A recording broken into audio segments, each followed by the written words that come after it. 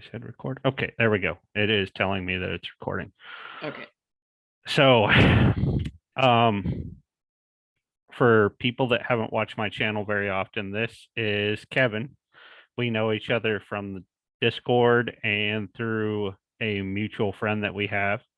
Um, and he has been on here twice. We've discussed his yet to be published book, which I'm rereading again, post him adding some more stuff. But that's not what we're going to talk about today. We want to talk about Jordan and Tammy Peterson. So, first of all, I want to ask, what were your thoughts on the Jordan and John Vervaeke conversation that was just recently released? Well, I have to say that it was just as kind of crazy as the title gives off, but at the same time, I think I recently rewatched Peterson's Diner from Hell dialogue, where he goes through the different levels of how awful this potential evil diner is, and you can see he's having a lot of fun with it, and he's playing around, and he's even laughing. And after watching that, I thought back to the Vervaeke thing, and I don't think this was him being manic. I think it was him having fun. I think he was actually, seeing an old friend again, and trying to, have a more casual conversation than we were expecting. It did seem casual, but something like, okay, at first I thought maybe something's off with his meds, right? Because this was actually recorded back in like March, Mhm. but they canned the conversation for so long. And so that made me think like, okay, was something off with his meds, but then they just decided like this is too big of a conversation not to release. But then it struck me. I've dealt with people going through NA and AA, right? And they reach a certain point in that program where they are just bursting at the seams with this newfound sobriety that they have. And they Mm. just want to share it with everybody. Like the drunk in the bar that they know is not likely to change his ways. Man, they are pushing him like, come on, man, come to AA with me. Like, and so rewatching it the second time, what I found is there's this spirit in Peterson where he's saying to John, like, no, look, like you're dancing around the edges here, but I'm trying to tell you this is where you need to be. And when I see that, I'm like, that's the influence of Tammy. Because like I said in my last video, she's trying to marry his intellectual view of religion with the spirit part that she's found. But what she is not saying that I believe is happening is that spirit part that she has found is finally pulling Jordan the direction that he needs to go and out of the intellectual headspace and into the relational part. Mm. And he's trying to tell John about it because he keeps saying like I think you're probably a good Christian and I'm probably a good Christian. Like he's so excited to tell him about, but he's still to the point where even with John, he can't share it fully because he doesn't understand what's happening to him yet.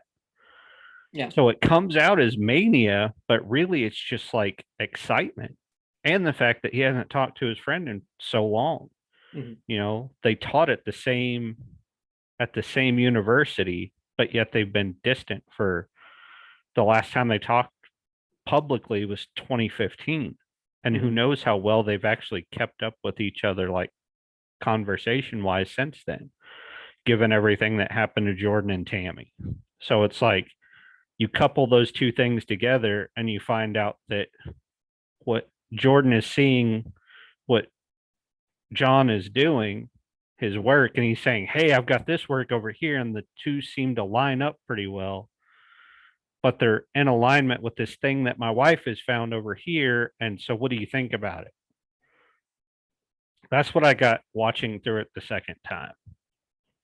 Yeah, and following Paul through his retreading of it, I I actually appreciate the way he's going about it and not doing big chunks, but actually taking it minute by minute.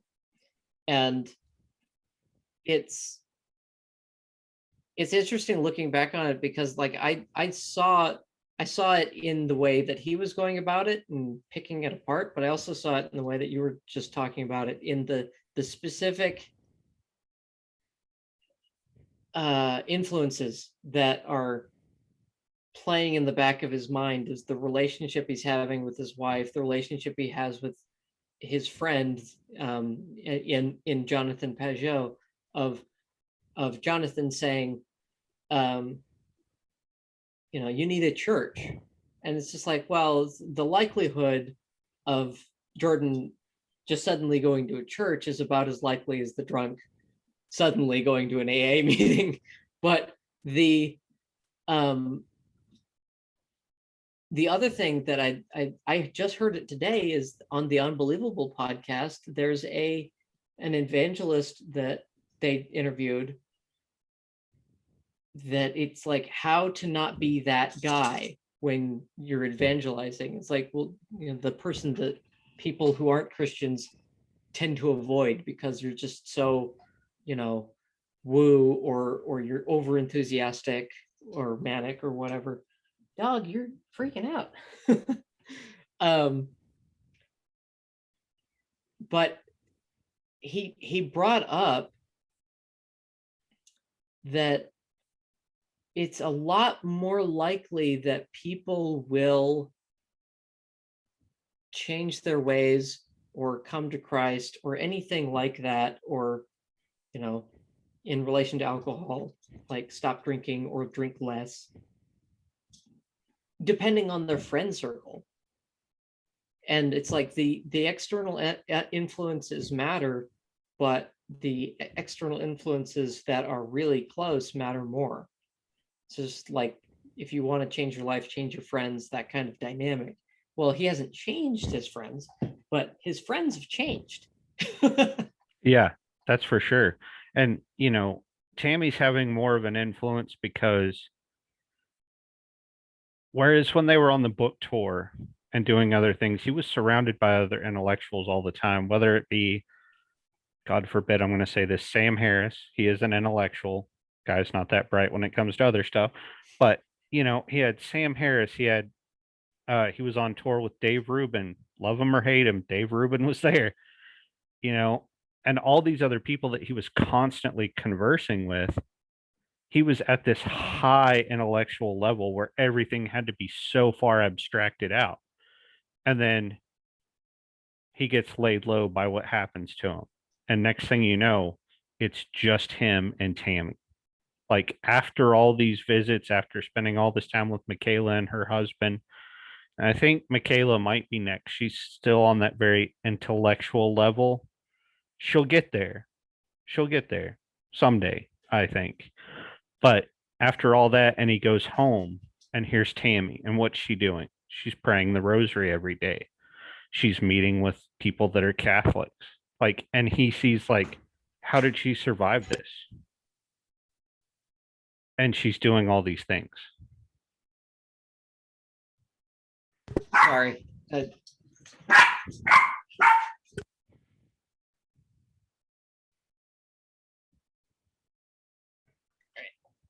All right, there we go. Yeah, but and then it's just him and Tammy. And here she is praying the rosary and all this. And so at first, I think when he was speaking with Pajot, what he was trying to do is he's going, okay, Orthodoxy and Catholicism are really close to each other, right? That's the first major split is Catholicism and Orthodoxy. This goes before Protestant Reformation. Mm-hmm. The Orthodox split from the Catholic Church. Yeah.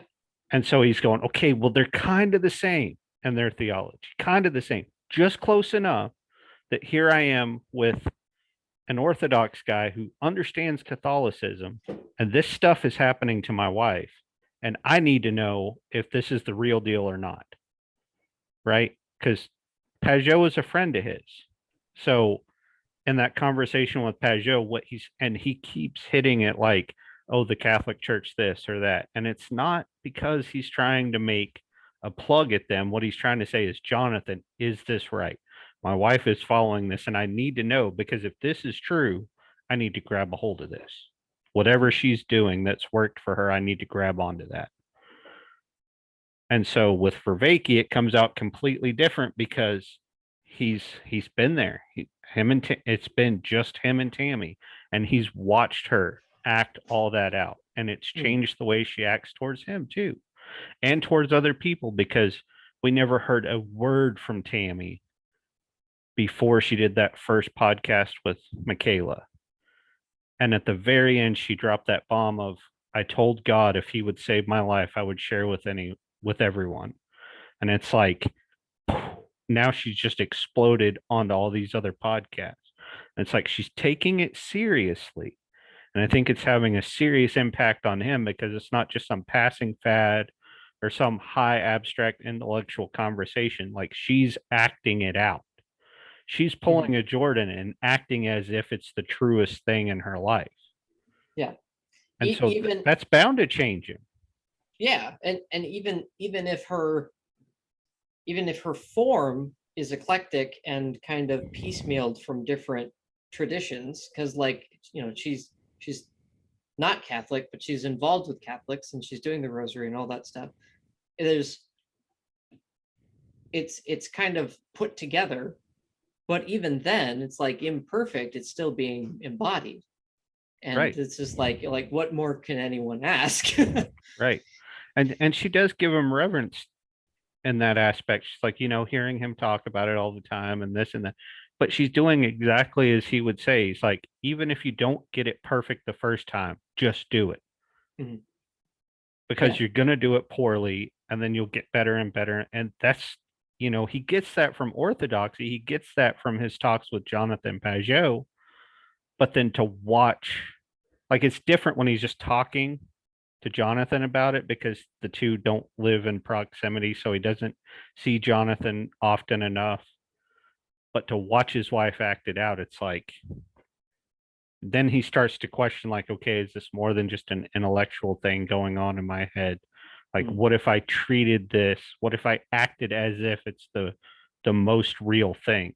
Like, this is reality itself. Yeah. Well, and then you've got that running into Vervaeke, and you've got that excitement that you're talking about, where it appears as mania, but it's like, I really want to talk about this because it's new. Yeah. And it's exciting. And it's like, okay, so how does, and so he's running this into Vervaeke, trying to filter himself, because that's how you process, is like you and I are doing, is we're trying to process what's going on with Tammy and Jordan by bouncing it off of each other. Well, right. He's bouncing it off of Vervaeke, and what he's getting back is just like, what are you talking about? Half the time. And the other half of it is like, well, kind of. And the well, kind of is exactly where Jordan loves to play. And so that's even more exciting for him. Yeah, because he's going, so you're saying it's a possibility. Yeah. Right. So you're saying there's a chance. Yeah, exactly. And that's where he gets to. But I think he misunderstands Vervaeke's work, because, and I hate to tell Vervaeke this, but eventually he's going to wind up building a walled garden.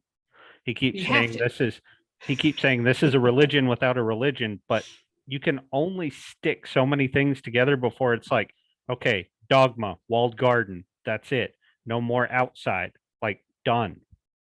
Well, right? It's already happened as soon as you set out to make a term with a definition. It's already done. Right. But he tried made a box. Yeah. Well, he tried to coin the term in a way that doesn't leave others out. So he calls it the religion without a religion, right? So he's like, well, Buddhist and yoga and circling and like all these things that he adds together. It's like, but eventually you're going to wind up with a new religion with its own dogma and its own practices, and it's going to be a walled garden. Mm-hmm.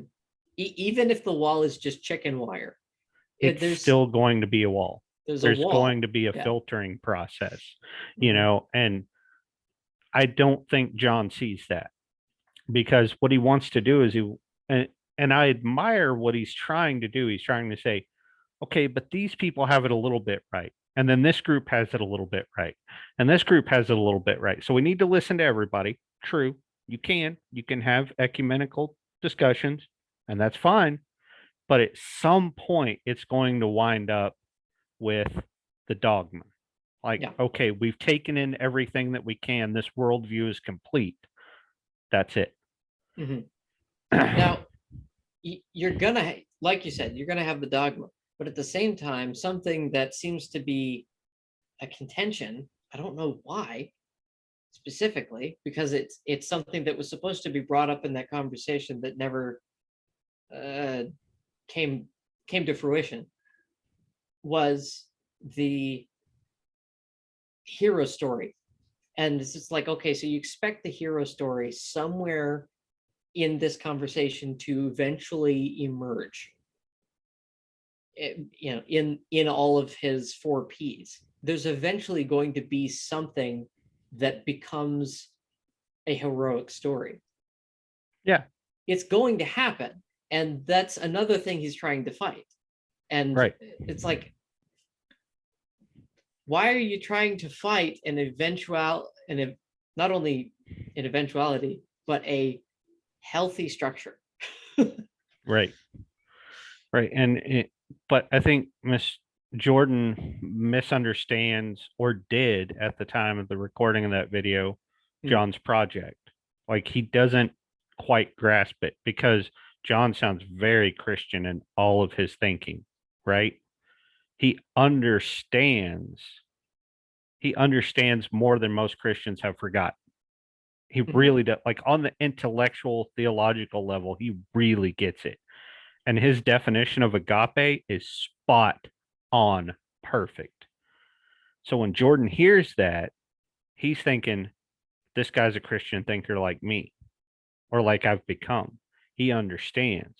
So I need him to understand what I'm trying to say, to see if our pieces fit together. Mhm. And Vervaeke's just like, I don't get what you're talking about at all. Like, even when Jordan gets to the point where he says, agape is what I do in service to others, John's like, maybe, possibly. But no, that's where Jordan's correct. It's like those two pieces that both of them had did fit together. And it makes a full picture of what that is. But John, bless him, he can't say that because it goes against his project that he's currently working on. Right? This is the same problem Jordan had before. If he just jumped in and said, "Oh yeah, I'm a Christian. I believe in God." Boom, he gets labeled as that immediately, and his effect at evangelizing the way he was is completely gone. He can now no longer speak to those people that are non-Christian because they're not going to listen to him. Yeah, it's the Sam Harris debates over Right. truth. And it's just Right. like, well, okay, so what is individualization, what is agape, and what is, how do we do all of this non-boxed box? Yeah. And but he ran into the same problem that John's in right now. Of, I can't, there's certain things that I would like to say, but I can't, because then it shuts me down from other avenues that I can't reach anymore. Because I think John's whole server would fall apart. The awakening from the meaning crisis server would probably just fall apart. Yeah. And like, that's where he's at. But Jordan was trying to push and push and push and say, no, buddy, what you really want to tell me and what you really believe is XYZ. And John just couldn't go. So that's the, well, maybe, possibly, that's what I saw it as. It's like Jordan just pushing him to that limit of where John could go without getting himself in trouble. Yeah. Well, and what I've seen recently from John is that he's playing with Christianity more. He's got his hand in the Play-Doh, but Yeah. it's not sticking. you know Yeah. he keeps washing his hands off every time he plays with it. And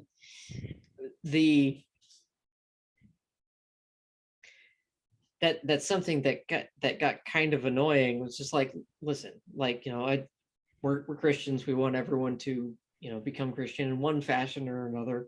But there's an unspoken strange allergy that he has to Christianity that he's gone into before, but never fully explained.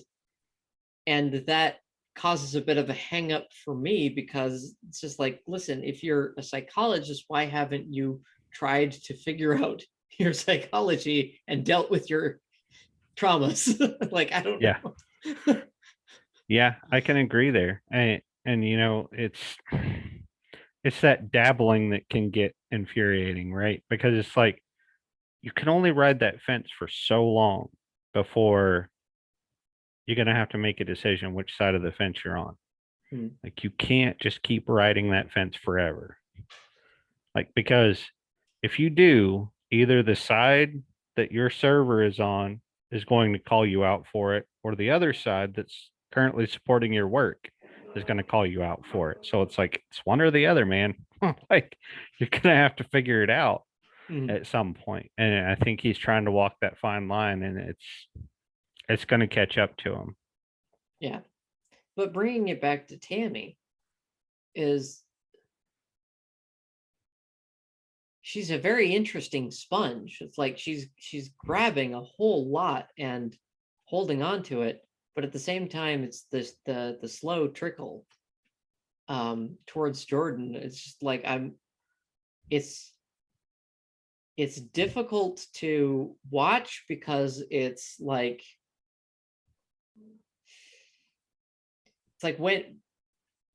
when is the transition happening? It's like watching somebody recover and you can't do anything to Yeah. help them.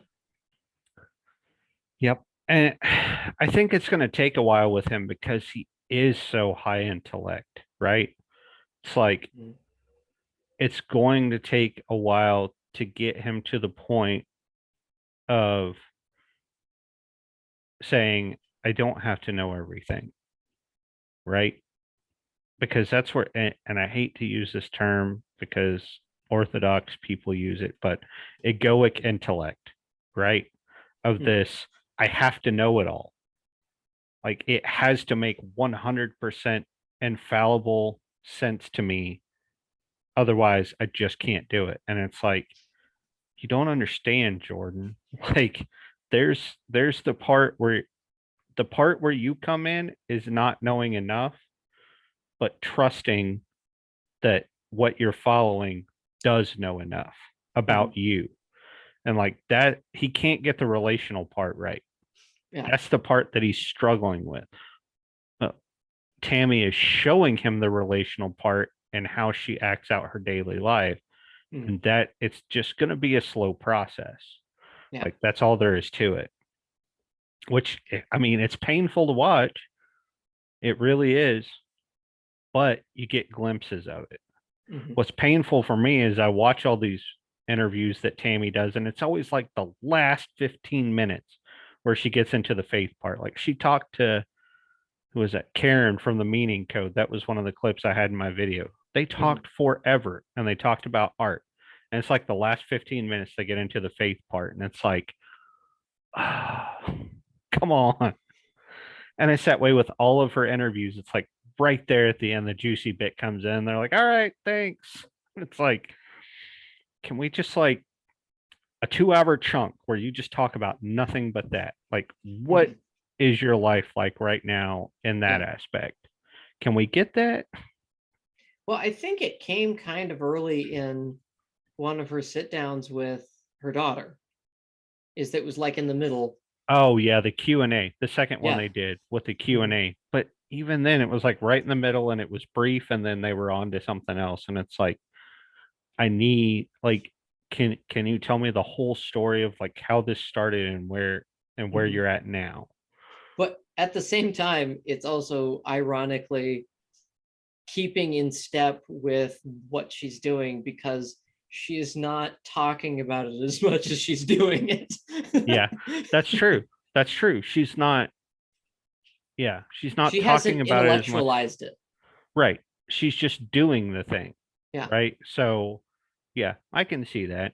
And that's what she talks about. Like her hope for her and Jordan is like, okay, he's got the intellectual part, I've got the spirit part. Together between us, we can walk the path. Mm-hmm. Like I can't walk it alone because there are things that I don't understand that he does. And he can't walk it alone because I've got the spirit part and I can help him understand the things that doesn't seem to fit with him and we can just walk this path together. Yeah. And I think, yes, like because that's so many Christians that I know that just they don't have both pieces together. Mm-hmm. So they find some, and it may not be a spouse, it may be a close friend, it may be a pastor, it may be who knows, but they walk that path together. And Mm-hmm. it's like that is the fulfillment part of, that's that's the creation part of God created us to be in relation with one another. Like we have to. We Mm-hmm. can't be a solitary island, you know. Yeah. It, I think there's somebody who that Jordan could watch, in order to try to marry the bits that he can't seem to bridge. And I think it's Inspiring Philosophy. He does a lot Oh, of, yeah. yeah, he does a lot of stuff. Like I'm not fully bought into it, but I can understand where he's going, because whenever the evolution debate comes up, it's just like, honestly, when I look at all this stuff, I see so much evidence that I just think we're both right. Yeah. It's just like it just, that's what makes sense to me. But and so Inspiring Philosophy kind of takes that to like the book learning, like intellectual level, and like expounds on all of that. It was just like, oh, I don't need all the information. I've got the grace and faith in between. Like I'm okay. But Jordan might, benefit from that. He might because he seems to need that. Hmm. Like for him, if he's gonna buy in, he's got to see some sort of evidence. And so that's where Tammy steps in and like w- the fact that she beat this terminal cancer, Hmm.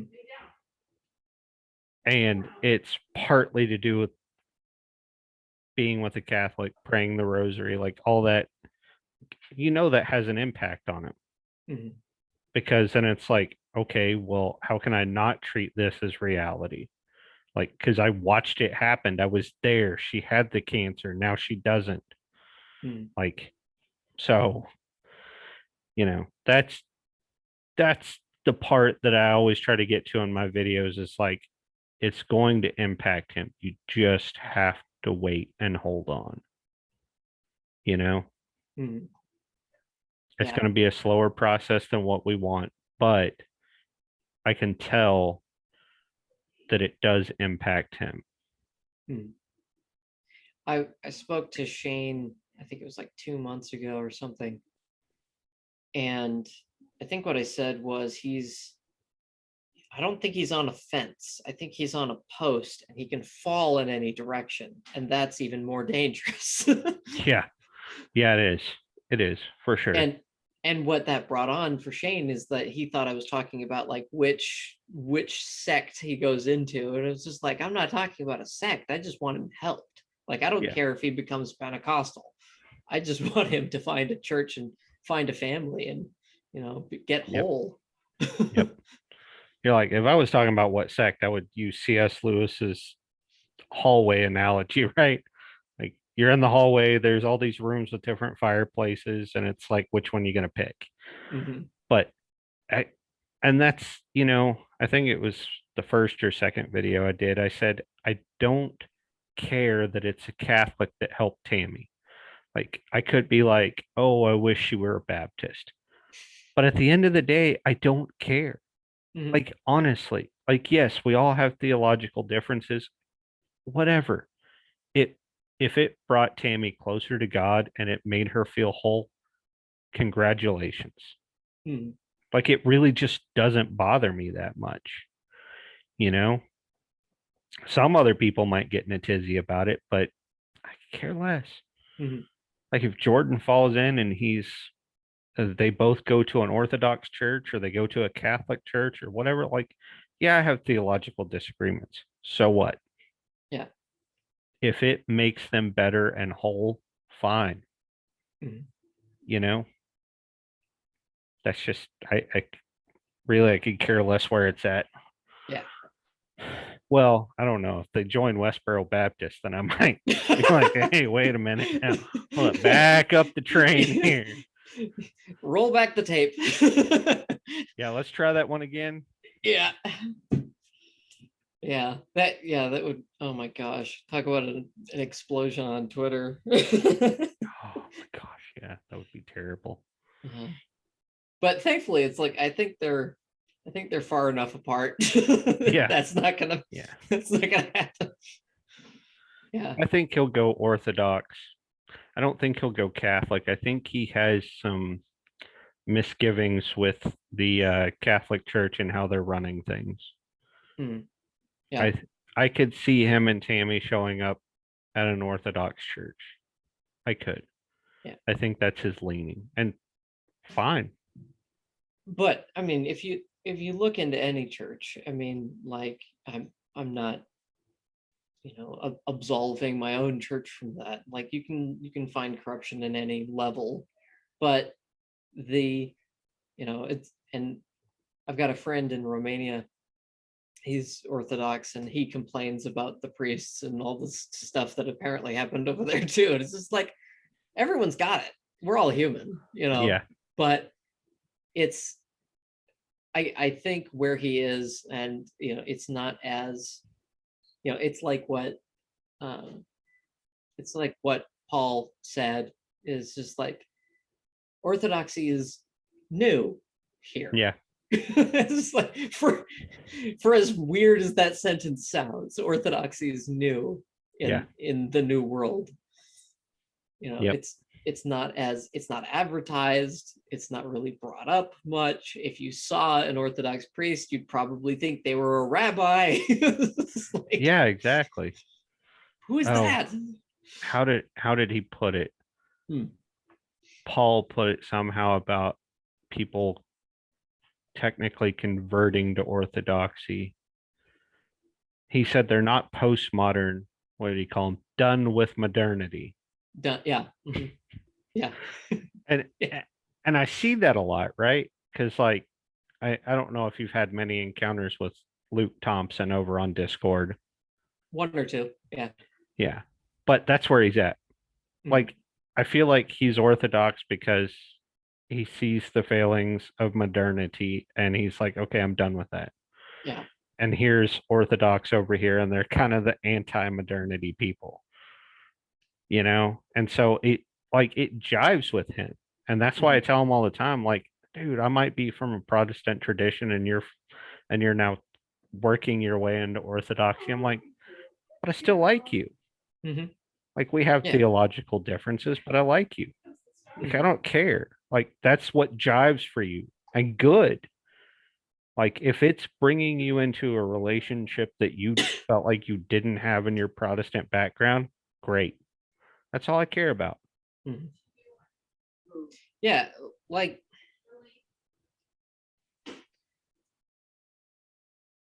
shoot, I forgot that entire train of thought. It just completely derailed. um. Yeah. Like, oh no. Yeah, I remember what I was gonna say. The Orthodox. Like, I could totally appreciate it. I can look at it and I can say, oh, that's amazing, good for you. That this is absolutely beautiful. But personally, I think I'm too modern. Like, Yeah. I don't I don't have that kind of headspace, and but at the same time, I see the failings of um, rock star church of smoke smoke and bright lights and trying to turn it into a theater. And it's just like there's something in between for everybody. Right. And like I just going all the way to 14th century, it's just like that's a bit far for me. Yeah. And the thing I always try to bring up to Luke is he's all about the participatory, act as if. And that's what orthodoxy gives you, right? You're invited in to participate continually. And you don't have to have your theology in line. You don't have to know all these things. You don't. So for him, he sees all of Protestantism as what is not perspectival. What's the other word I'm thinking of? Propositional. Hmm. It's like it's all based on propositions. Well, no, it's not. It's based on both and, right?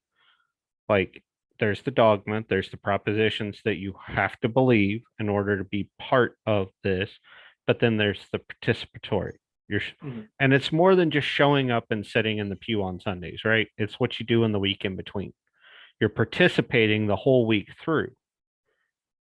It's just participating in a different way than Orthodox is, but he doesn't understand that because maybe part of his upbringing was just propositional. And that's where Peterson has to have both, right? Like he had the proposition, he's got to have that. Somebody's got to propose it to him, but then he has to see it acted out. Yeah. And then he has to try to emulate it. So he really needs that. Like for him, that's where it's going to be at. That's where it's going to be the rubber meets the road. He's got to watch it acted out and then try to emulate it and see, in his opinion, if it benefits his life. And then if he doesn't, he's going to cast it aside and he's going to try something else. And we're going to see that. And it's unfortunate, but I think we will. See, there's a sorry, I'm a little gassy. This happened in Michigan. A while back, my dad left the church that he was pastoring, another pastor took over, and we started doing home church things.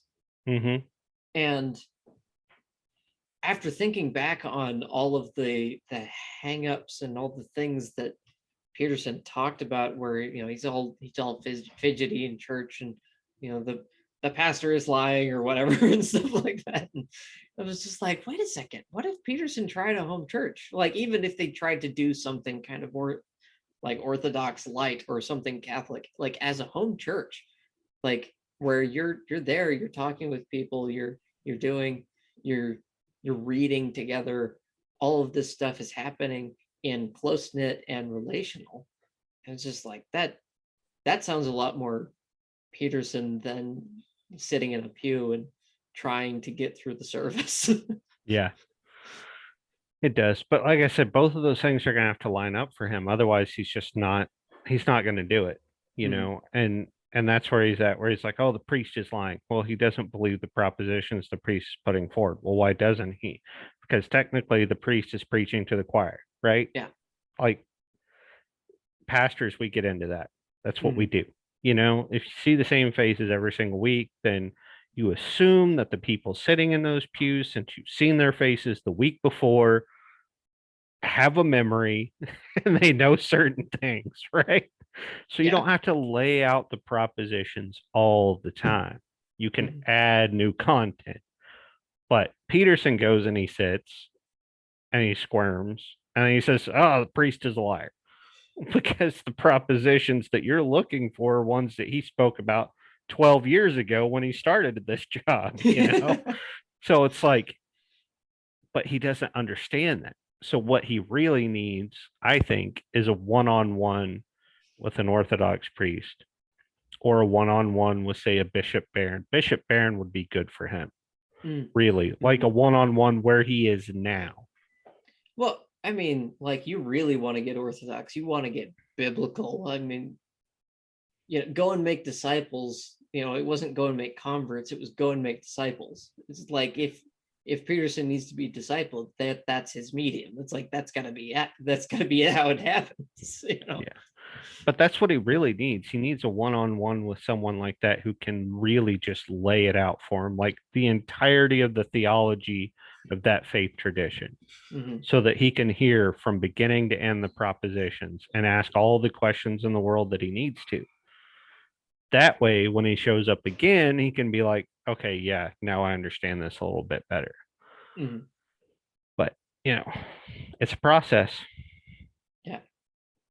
Well, it's like if you ever looked at uh, tea ceremonies, be it Chinese or Japanese, you see a whole bunch of these little tiny steps that they're doing before they even set anything up. And it all Mhm. looks like they're just wasting time. But there's like individual processes that like all of these things mean something. It's like there's a reason they did it all like this. And it's like part of the martial art of how they have ritualized making tea. It's just like Yep. the first time they pour the tea, they're not drinking. They poured water on the tea to wake the tea up, and then they pour that water off, and then they make the tea. It's just like you're wasting tea. It's like no, no, we're not. It's Yeah. like there's a reason for every step, and so yeah, I think if he was discipled by somebody like um, Baron, or or even if somehow Peugeot did it, that would be funny. But the if he was mentored in any way through it, there would be so much more depth to understanding. Yeah. But that's where it's going to have to be at though, right? Because I noticed his lecture series, I watched some of them, and then I watched his biblical lectures, and then post biblical lectures, I was like, whoa, this is two different people I'm watching here. This is not the same guy. So the further he got into that, the more he started to really grasp those concepts. And then, he had the whole book tour, and it's like, okay, like he's getting a little bit further along, a little bit further along, and then he gets whammied with his health, Mhm. and now it's like a reset. Yeah. So I feel like he could get there, but it's going to take a lot of work from a very understanding priest who's going to be willing to walk him through the theology step by step. Mhm. You know, And I think it was very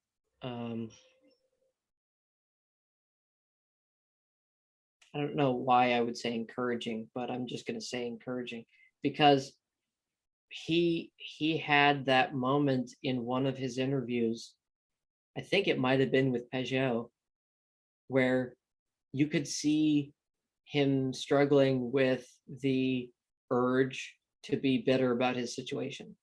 yeah, yeah, A- you could. and and with how much he's preached against bitterness, of not Hmm. letting that take hold of you, and how destructive and sapping it is. It's just like he deals with it too. It's like, okay, like yeah, it's we all gotta fight through that. And it's encouraging in seeing him through this battle, for the most part, achieving victory over that bitterness, Yeah, because you're not seeing a whole lot of lashing out. He's not as bitey as he was in some older interviews. You can see him powering through, even if it is painful. yeah, and he admitted as much to Peugeot, like that it's hard for him to not be bitter about it, but he also knows where that leads. Mm. If he gets bitter, then it leads to resentment, and he knows where resentment leads. Like, because he's talked about that a lot. So it's like he has to fight that so hard not to be bitter and resentful about his situation. Mm. Because, I mean, look, how much more, like, honestly, how much more grateful could he be? Yes, it sucks that he went through all that, but him and his wife are both still alive. And I think that's a testament to what God has planned for the both of them. Because not only did he spare Jordan's wife, he spared life, he spared her life. Mm. And that's because Jordan would not be where he is or be the person that he is without her. And so it's it's going to take the both of them. Mm-hmm. And it's like that's by design. Like you Yeah. got to give some reverence to that, Jordan, because that is by design. I think it's funny. Like this is like a Peugeot pattern thing, but like it sounds like there's a bit of a reason they found each other at 7 years old. Right? Right? It's like, okay, really? Live right across the street, you find each other at 7 years old, and you end up getting married. It's like, yeah, yeah, sure. Yeah. Well, I mean, it is. It's, and like he needs to give some reverence for that. The fact Mm, that that's designed. I think Tammy does. I've heard her say that in a couple interviews. Like, there's a reason both of us lived through this. mhm. You know. And even if it made them somewhat physically weaker, they're both significantly stronger through this in different ways. Yeah. And another, just riffing off of that, another thing it makes me think is she talked about how she was always so strong and independent, Mm, and that through this she realized that it's what she does in service to others that is really her life. So that just like knocked that right out of her. mhm, Like, oh, I don't have to be as strong and independent. Well, now Jordan relies on her a lot now that she's in a way better condition than he's in right now. yeah. And it was humbling to both of them. Like, we don't have to be so strong and so independent. Like, we're going to rely on each other a lot more through this process. And that humbling part, it's painful, Mhm, sure, mhm. but it had to happen. Yeah. It, I and it's always just tell people when God speaks to you, it's in one of two ways: mm. a whisper or a 2x4 upside your head. Which one do you want? Yeah. you know, Apparently they chose the 2x4 moment. you know, just saying. Oh my gosh. And yeah, it's funny. Like the Calvin and Armenian debate and all that stuff. And it's just like Paul would have said, like he was always going to hit them over the back of the head with the 2x4. It's just like, Yep. yeah. And I'm on the other side of that going, well, no, we had a choice. Like, Yeah, yeah. He I chose the 2x4. so then my thing to Paul, and I'm going to use a mechanic metaphor here that some people might not understand, but I'm going to do it anyhow. Okay. A push rod will knock for so long before it goes one of two ways. Either it goes up through the top of the engine or down through the oil pan, right? Because Mhm, the reason it does this is because it's ran so low on oil because you haven't had an oil change in like 30,000 miles. mhm. Okay. So there's a meme about that. It shows a push rod through an oil pan and it said, I must have knocked 1,000 times. It's like, that's God. He's like, I whispered, I whispered, I whispered, I did this, and you just kept like not listening. So I just picked up a 2x4. Whack! You listening now? You know? Oh man. So, Paul, if you watch this, just know that God was not always going to whack them with a 2x4. They had a choice in the matter.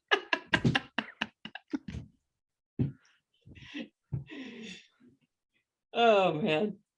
Yeah, and the funny thing is it's just like I I've ended up at like the both and thing with that. I can't remember who it was. I think it was like he was a Catholic scholar or something. It's just like it God God can get his will through our bad choices. And it's just like, well, yeah, that too.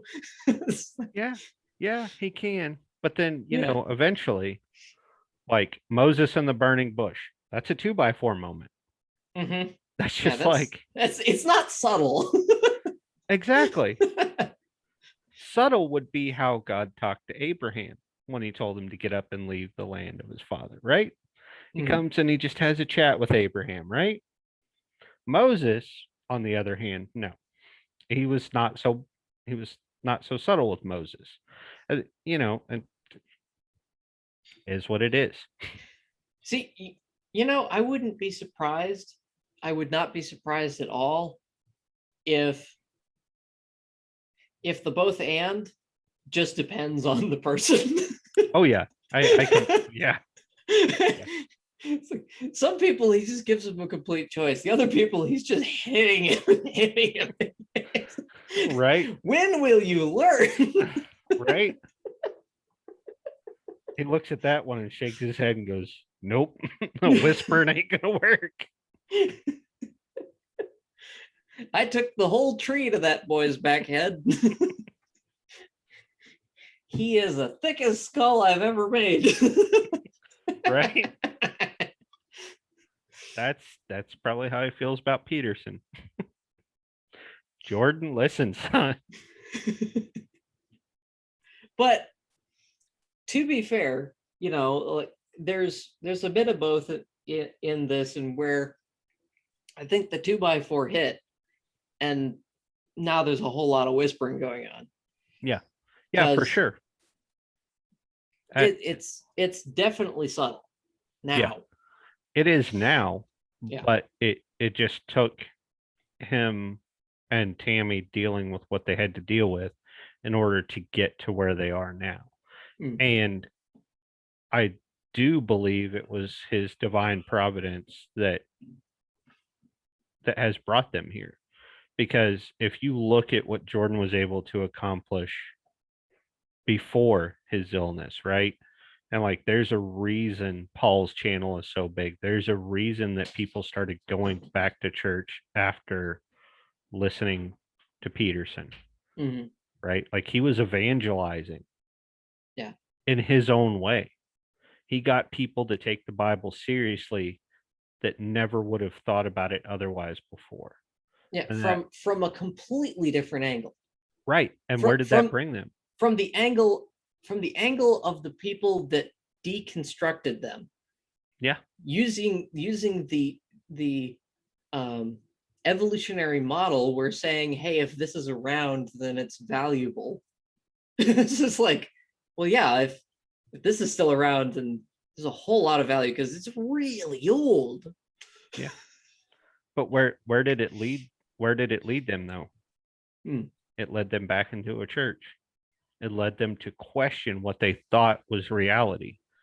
And so they go back to this building in their mind where these texts are read every week, and now they're questioning, right? And they're bringing all that in.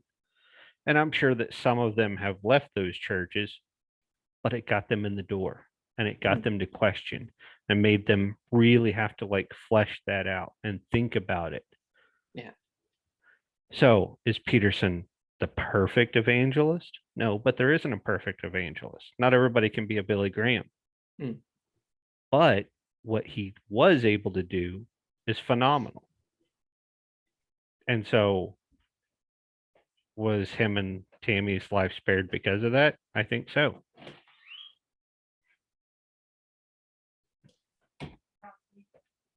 Yeah, there's a depth to this that I just can't fully grasp it. Because I've been watching Peterson since I think the C16 thing. Yeah, I think which is same here. Yeah, which is it's roughly the point where he just became noticeable. Yeah. Outside of public access TV in Canada. But there was always this hesitation of getting it from the video into my life.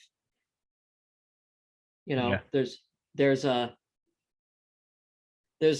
subtle intangibility of how does this translate directly, because and that's a very individual thing, but I think it was changing me more, a lot more during the biblical series than when he started going off on the book thing. And it was noticeably different of how much better my attitude was getting, between the two series. Because going through Maps of Meaning became very academic, Yeah. and going through 12 Rules was casual. But you go back and watch the biblical series and it's just like it's fresh again. Yeah.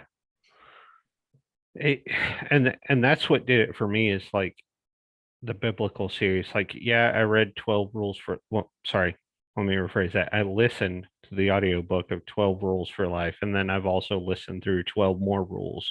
Hmm. And so I'm freshened up on those things, but really his biblical series for me is where it's at. I think that's where he really hits his stride. That's where Maps of Meaning meets his first book. Hmm. Like the two of those clash in the biblical series, like they come together in this culmination, which is funny because Maps of Meaning was before the biblical series, but then 12 Rules for Life was technically after the biblical series, but yet that's the culmination of his work. Hmm. That's what drove people into the church. And so to answer your question about like where is all this going, like what's going on with all this, the the way I see the word agape is loving the other into being. Hmm. And that's what him and Tammy are trying to do for each other right now. Right? Like he did the bulk of that while she was with him on the book tour, and she was there, she was present at all 13 of the biblical series lectures, right? So all that's going on in her head, she's listening to him talk about all this stuff over and over and over again, right? And eventually she quit internalizing it and externalized it. Said, okay, I believe this proposition, now let me act it out and see what happens. Hmm. And things, while she had the health issue, things did get better for her on the Hmm. other side of that. So once she externalized it, boom.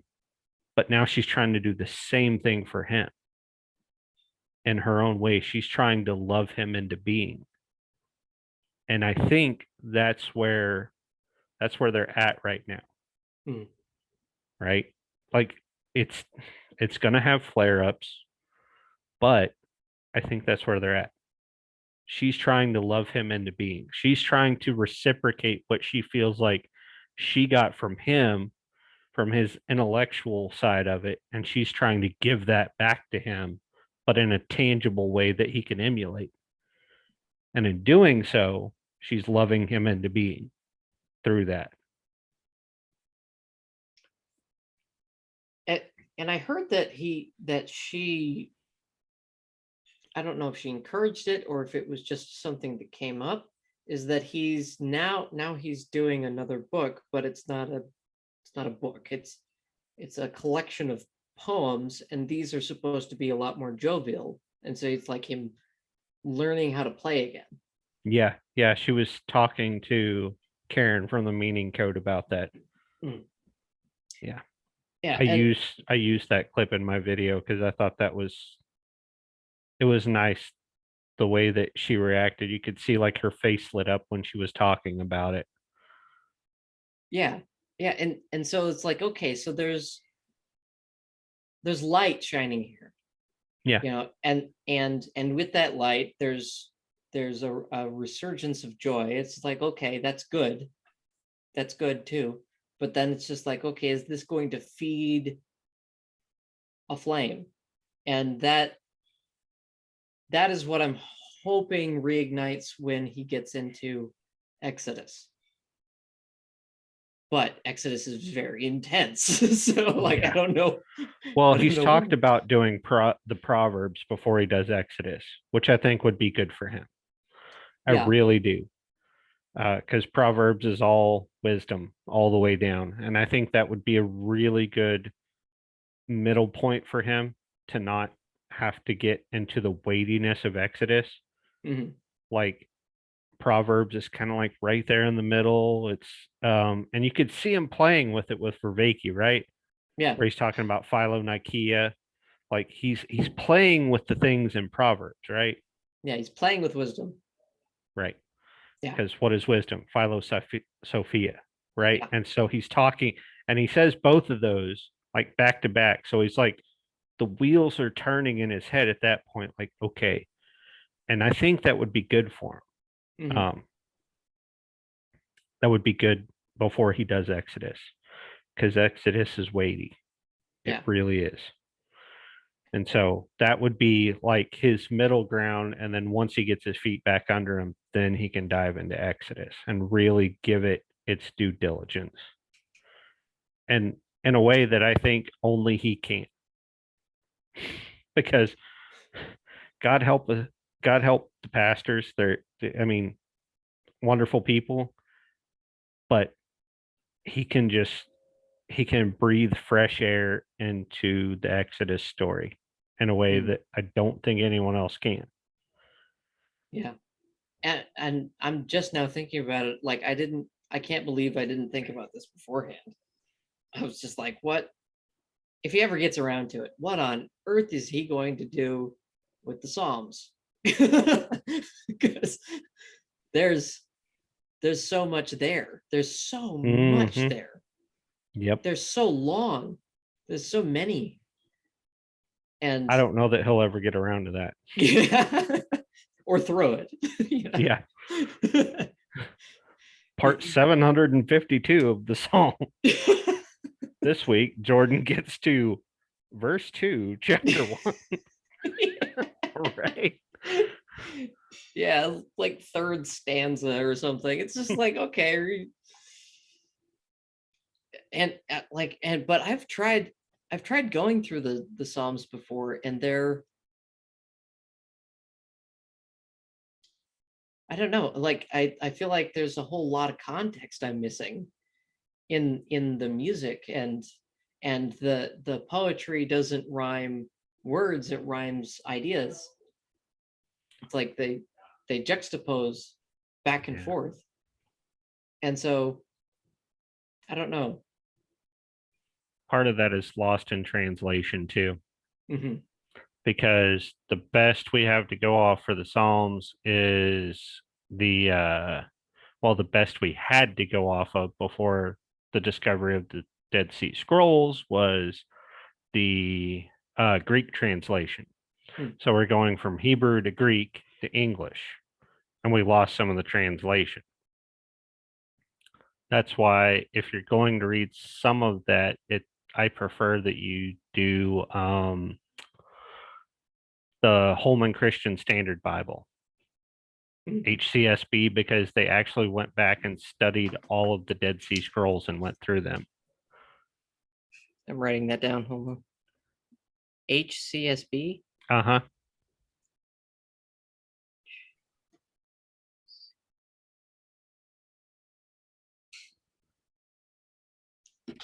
Holman Christian what? Standard Bible. Standard. Oh, Yeah. yeah. And what they do is they went back and they did it and they do not necessarily translation, but transliteration, because there's some words in Hebrew that just do not translate to English. Like Hmm. there's just no word for it. So you have to do transliteration. Otherwise you wind up with gaps.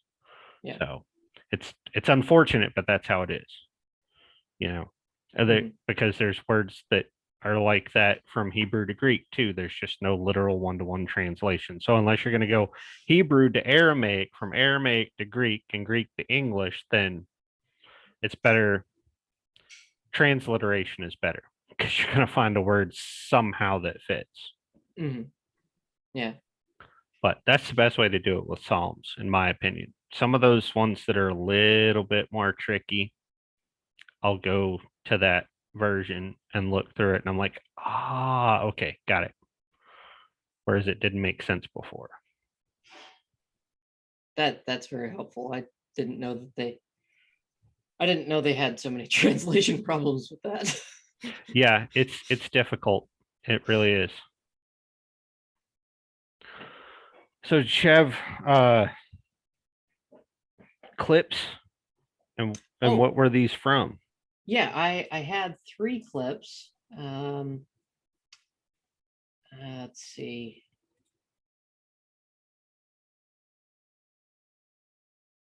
I'm sorry. Do you hear that? No. Okay, good. It's it's playing and I can't get it to pause. There we go. There's one where it's a voiceover of Jordan talking about um, Tammy's brush with death, and the title says Jordan Peterson shares how his wife is leading him to God. Of course, I think they're reading into that with the title, but it's about 3 minutes. If you want to see it, if you want to share that. Sure. Sounds a little clickbaity, but I'm all Yeah. right with that. Let's see. Share screen. Oh. You have to enable that for me. No. Uh,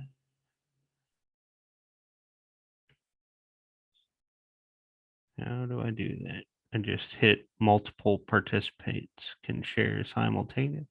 Advanced sharing options, maybe? There you go. I'm allowed to now. Okay. Okay. All right. So let's see. You see that? Yep, I can see it. Okay.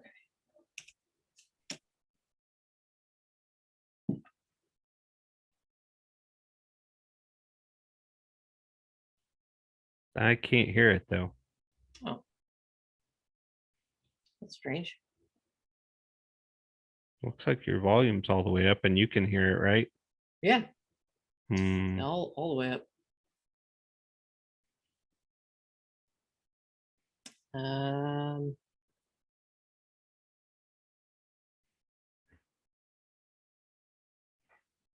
Maybe it's something on my end. I don't think so though.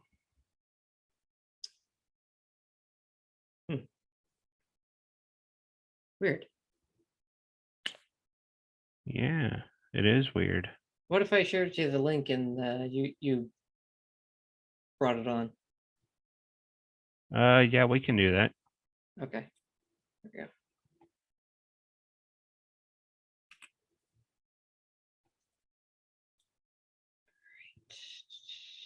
I'll just pop that in the chat.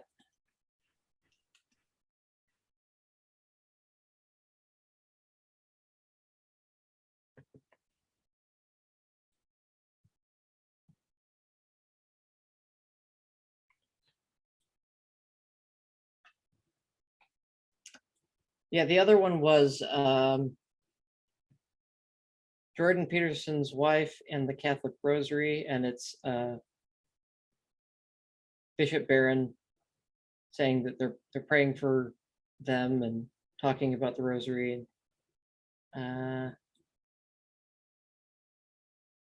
Oh yeah, okay, I've seen that one. Yeah, and the third one is Tammy going over Peterson's struggle with God, daily practice, and gratitude. Ah, That's 8 minutes though. That's pretty long. yeah. Hold on here. Close the chat. Share screen. This one. Here we go.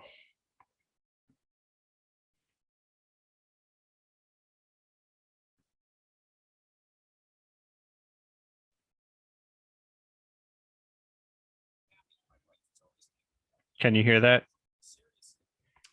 I It's really really low.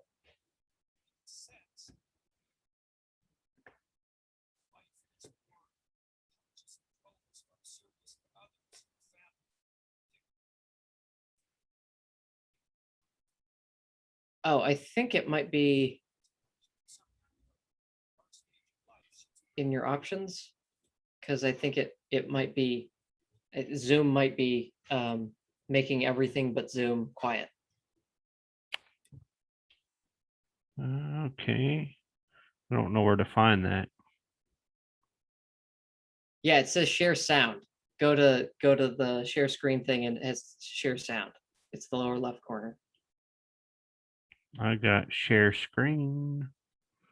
Ah, here we go. Okay. Now let's try that again. Let's just start that from the beginning. Tammy, my wife, has always taken the idea of truth very seriously. Her recent brush with death has deepened her religious sense and impelled her towards a life that's more consciously focused on service to others, her family in particular, but not only her family, people beyond the family. And I also think that's a function to some degree of our stage of life. She's a grandmother now, and her children are grown and able to take care of themselves. And so she can turn her attention to other people, maybe farther afield from the immediate family. I'm watching what she's doing and listening to her and watching her practical application of her faith. And that affects me just as everything she does affects me, because I watch what she does and take it seriously. And her recent actions have indicated she's helped a number of people quite substantially with a group that she's been communicating with. And all of that's very interesting to me. She's showing me, I mean, I've taken the idea of God seriously for a very long time. And I've said on multiple occasions that I try to act as though God exists, and that that's essentially my definition of belief. When people say, do you believe in God? Belief is a multidimensional word. And one question is, well, what do you mean by believe? And for me, the proof of belief is to be found in action. And I decided that I would act as if God existed a long while back. And of course, I'm imperfect in that, inevitably. Now she's doing that more explicitly as well. Not she wasn't doing it quite well to begin with, but she's doing it more explicitly and also more within the confines of traditional religious conceptions. Although she's not attending church, she's associating with a number of people who are formally religious, and all of that's informing the way that she conducts herself. So it's watching her do that has also highlighted for me the missing praxis in Western Christianity. If you want to be a Christian, let's say, if you think that's necessary, it's not exactly obvious what you should do. You should go to church, but that's not enough, I don't think. I find it useful to contemplate the highest good on a continual basis. I'm trying to keep myself oriented in that direction. It's a religious orientation, fundamentally. It's an overwhelming orientation. But there's no escaping the questions of the ultimate meaning of life. Yeah, I think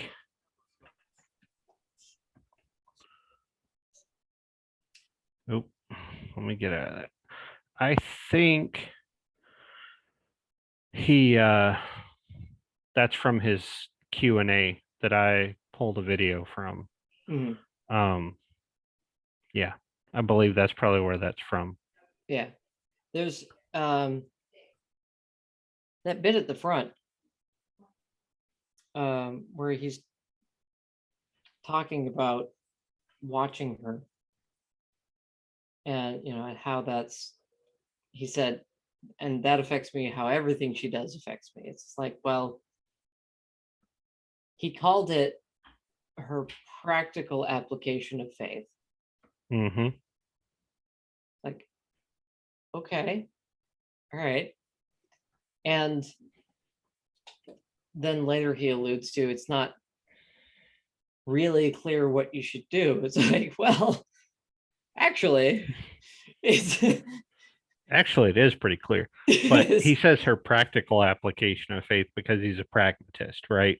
Yeah. So Like, and everybody knows that, and we get it, and it's okay. That's you, Jordan. That's your Mhm. thing.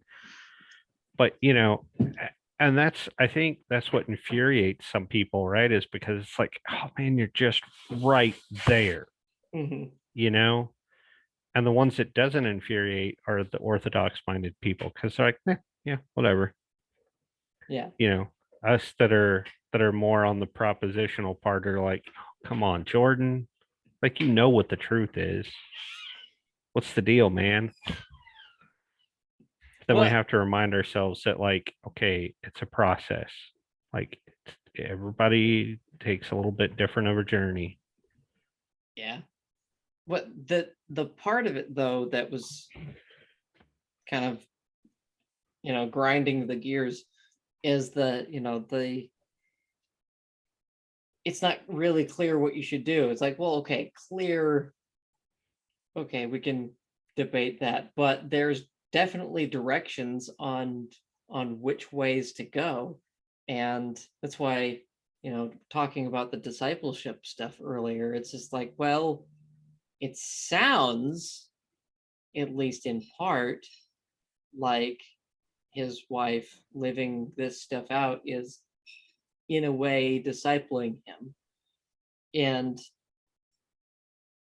in another way is, outside of just having a body or at least a group or a small group or having another mentor or some kind of um, 2 or 3 gathering together uh, is the regular, and the making disciples is the day to day. It's like, Yeah, yeah, and I can I can agree with you there. But he does go on to say, like, he says it's not obvious what you should do. He goes, well, obviously you should go to church, right?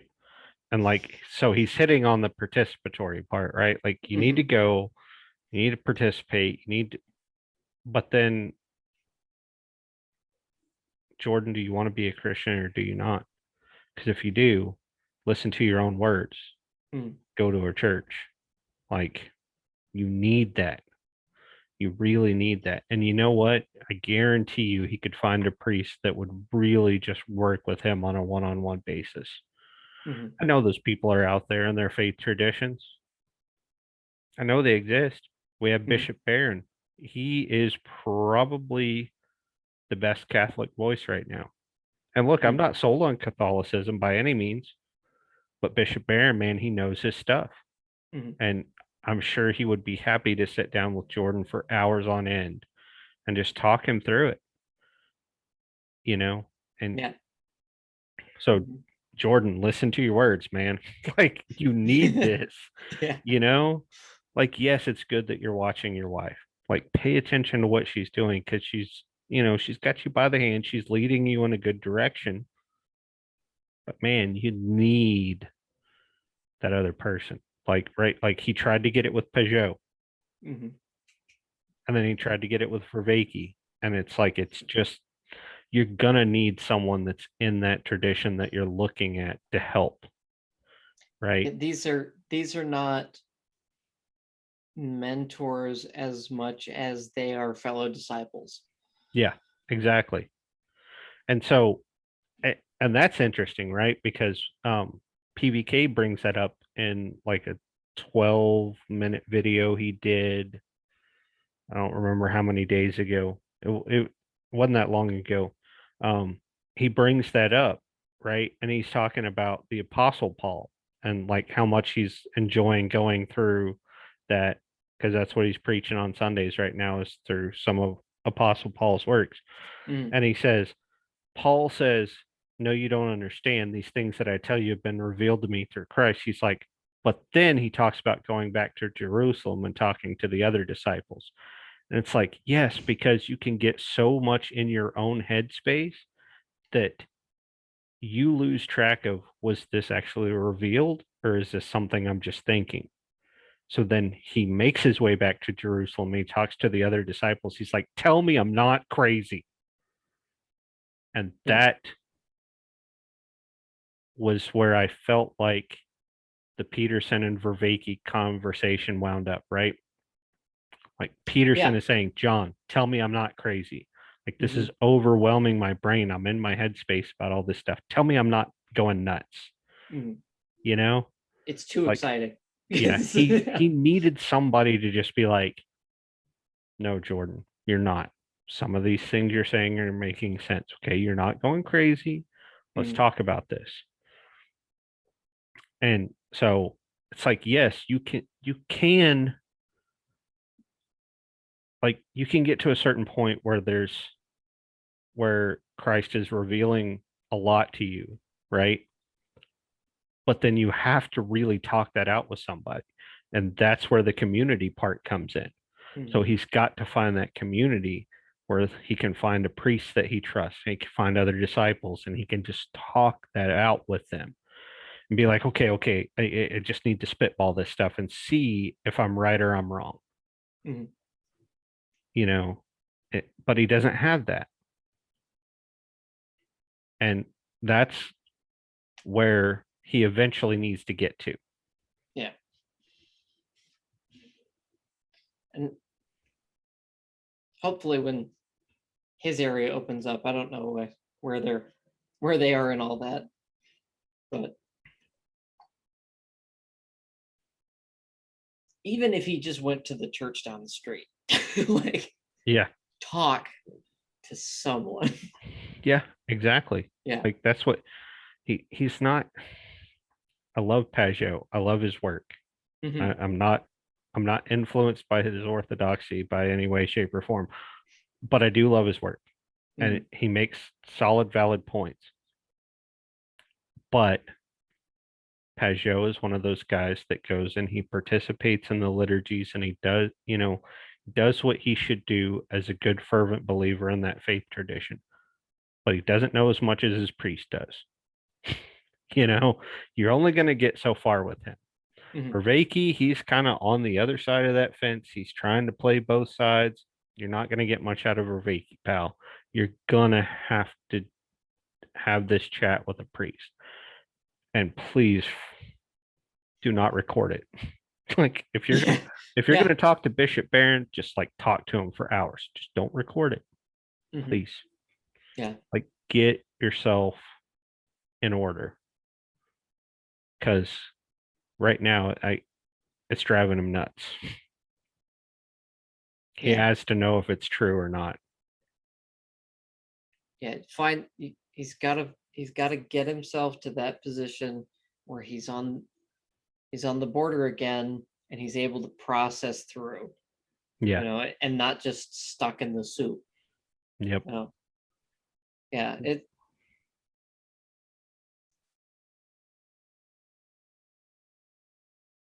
there's so many things I want to say right now, but but it feels like the wall he's running into is it's it looks thicker to him than it is. Yeah. That's the image coming to me right now. It's plywood and it looks like brick. He thinks it's thicker and taller and it's unscalable, Mm. and it's not. It's paper thin. He's right there. Like, yeah. But at the same time, I understand the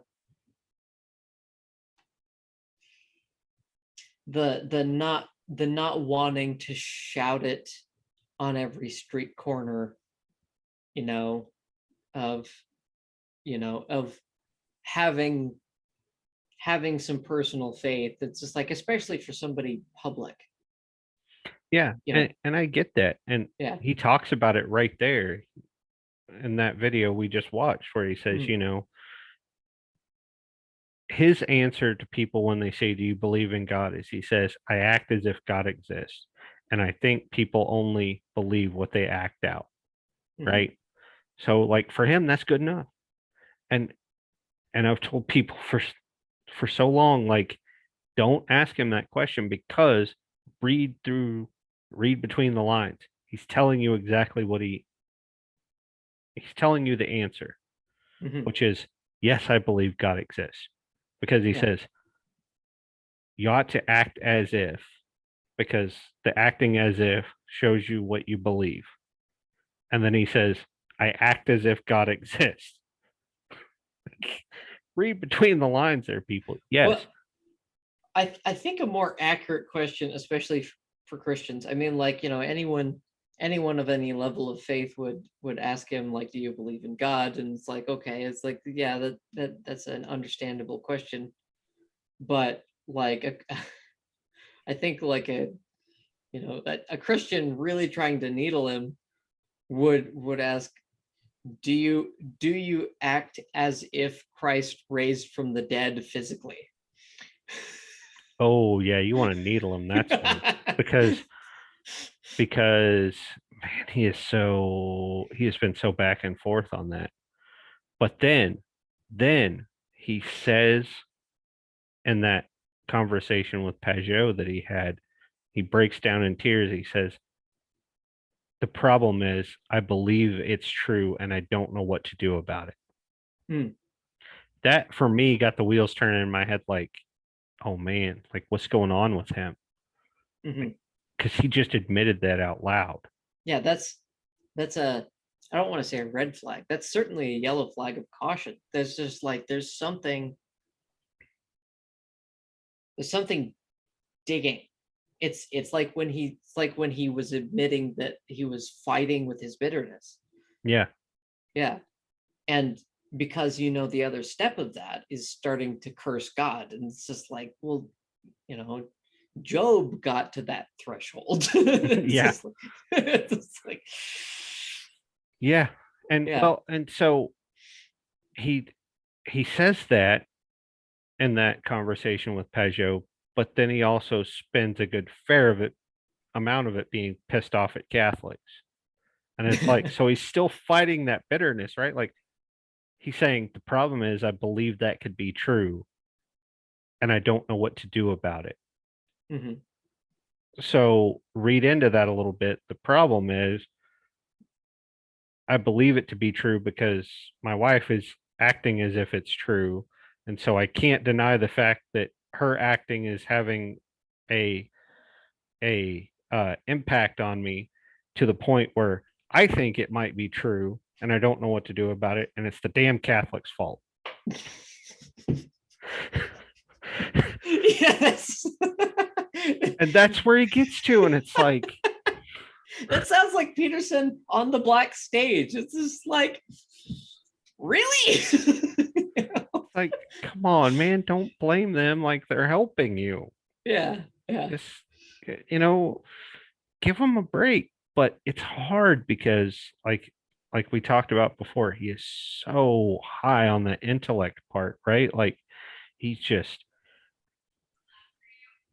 you have to understand that, like, if you saw somebody that you knew was dead for 4 days and now he's up walking around, you have no excuse to see that person walking around. Mhm. So, like, intellect says this is not possible. Yeah. But then when I was talking to somebody else about miracles, I said miracles exist to show humans that what we believe is impossible is possible. And so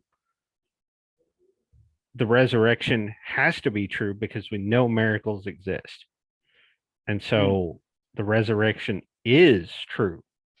Like, but it irritates him because it can't be proven or disproven. There is no scientific formula that's going to show Jordan.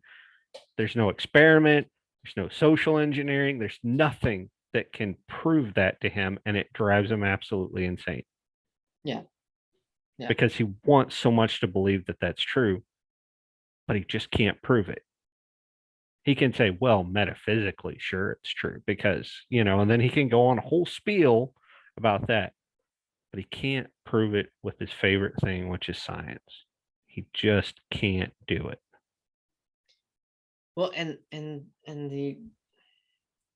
the bridge there is something that Paul just brought up.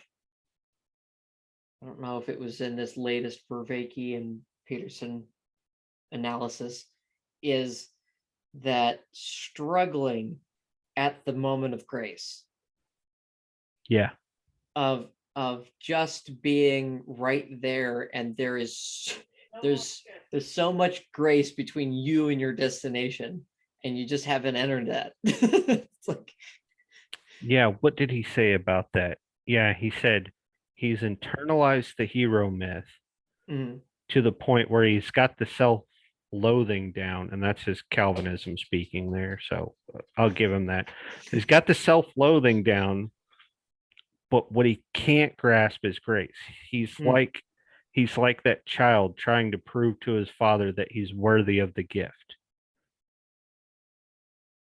yeah, never stopping to realize that he's not worthy of it, and nothing he can do in this lifetime will make him that way. mm, Right? yeah. Like that's the long and the short of it. You're not. It's You, like the Thor movie. right. Except for if Thor was never able to lift that hammer again. Yeah. Right? Just you can't. Mm-hmm. Yeah. It's he's lifting the hammer for you. Yeah. Like, And I hate to say this, but maybe Jordan just hasn't been humbled enough yet. Maybe he needs another 2x4. I don't know. But or, well, faith comes by hearing and hearing by the word of God. And it's like, I honestly think that he gets back into the biblical series. It'll bridge a few gaps for him. yeah. Yeah.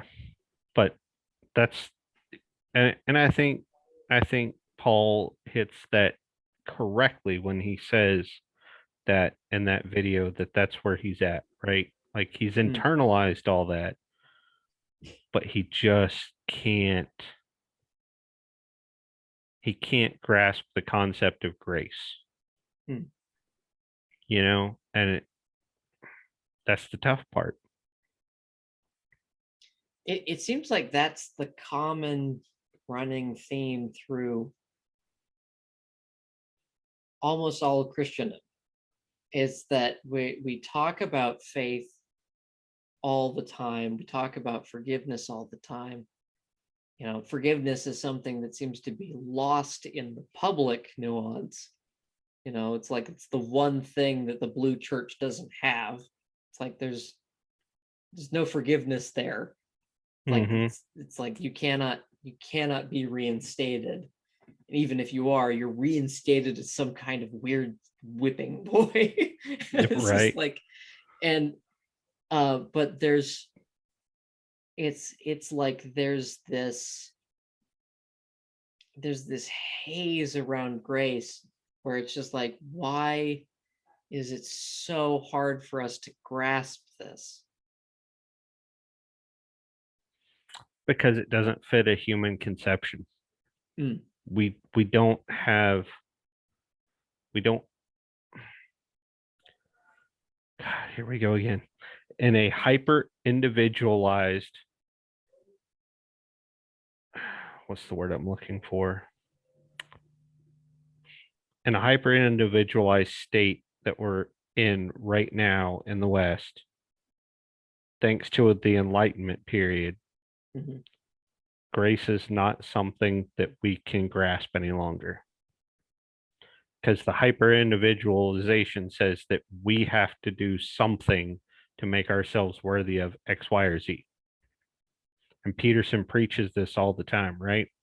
Like he says, well, I don't understand incels. They're always complaining how they can't get a woman. And it's like, you have to make yourself worthy of the partner that you want. Technically true.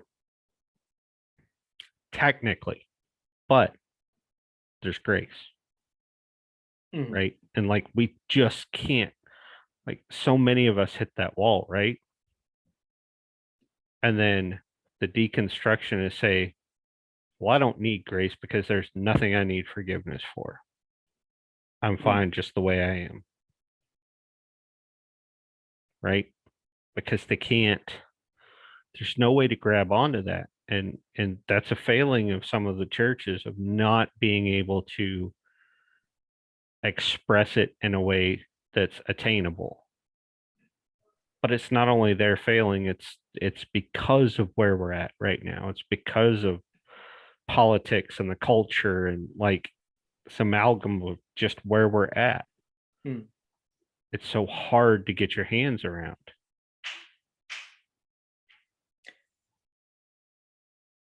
Well, and Paul was talking about like the, shouldering your cross up the hill, that clip that Peterson answered Rebel Wisdom about, where the guy was talking about Paul Vanderklay. He asked Peterson, well, what's at the top of the hill? It's like, well, the city of God. It's like, yeah, but that cross isn't heavy. It's like my burden is light. It's like he's actually, the weight is on him. We're just carrying it. Right. It's just like that's hard to grasp. It is. It really is, because you read, you read that verse, my burden is easy and my yoke is light. Well, what is Yeah. a yoke? Well, we're talking about like a yoke for an oxen, right? Mhm. So you go, those things aren't light, and burdens usually aren't easy. So this seems like an oxymoron, right? Until you realize that the yoke is around the neck of Jesus and the burden is the cross that he's pulling up the hill and you're holding the light end, walking up the hill with him, right? Mhm. And it has a cross meaning too, because that cross that you're carrying up the hill with Jesus, in about 5 minutes, you're going to be standing in the crowd yelling for them to crucify him. And that's the long and short of it. That's why grace is necessary, because you're one of the ones in the crowd yelling, crucify him, crucify him.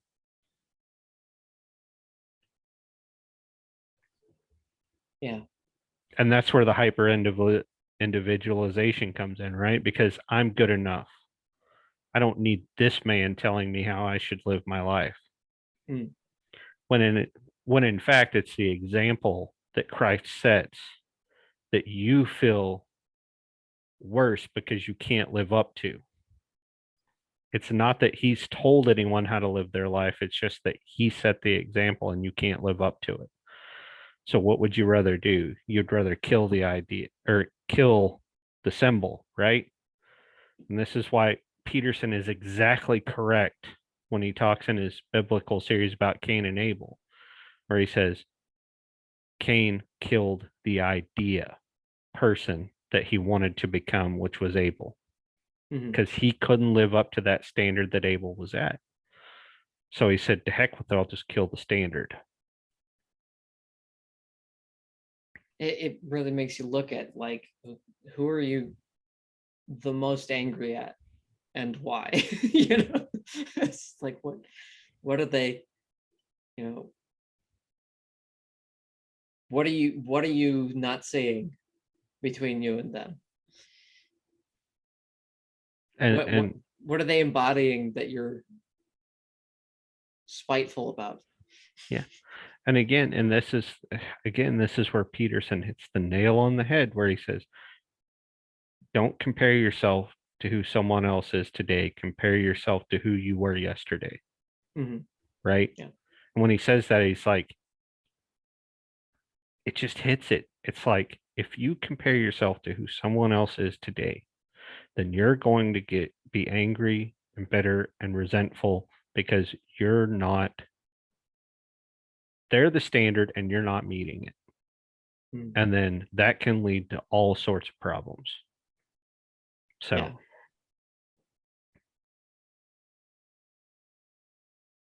that's why he fights that so much, because he knows where it leads. It's nothing but a tar pit. Yep.